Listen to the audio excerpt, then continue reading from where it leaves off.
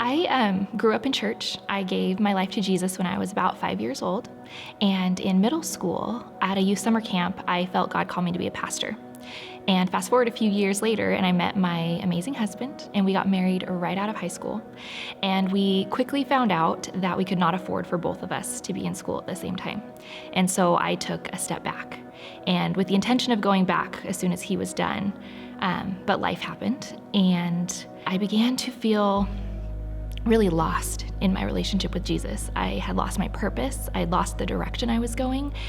I honestly felt like I had missed my opportunity to actually serve God the way that he had called me to, and that I had disappointed him. Well, at that time, God began to do a work in me, and he challenged me, and he said, Jessica, if you really believe that I love you, you don't just know it, but if you really believe that I love you and that you are saved by grace, then the things that you do for me don't matter. Your identity is not in the way that you serve me or the things that you do for me. Your identity is solely in the fact that you are a daughter of the King. Shortly after that realization, Pastor Peter did a message and talked about serving. And he said, mature Christians don't wait to be asked. They look for the need and they start serving.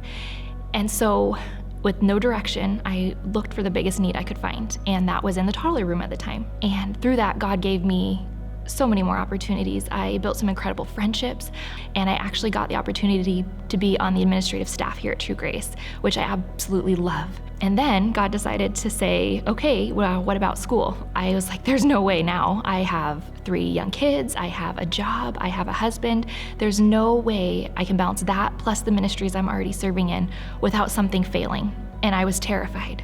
And God said, I'm asking you to do this. Will you trust that I'll be with you through it? I did it. I enrolled. I finished the last few classes I needed for my associates and immediately transferred into the Northwest Partnership Program that True Grace had called the School of Leadership.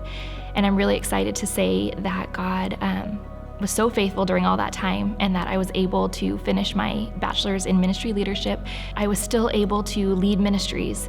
I was still able to have a great relationship with my husband. I didn't miss my kids' baseball games. I didn't miss field trips. I still got to be present in what I was doing.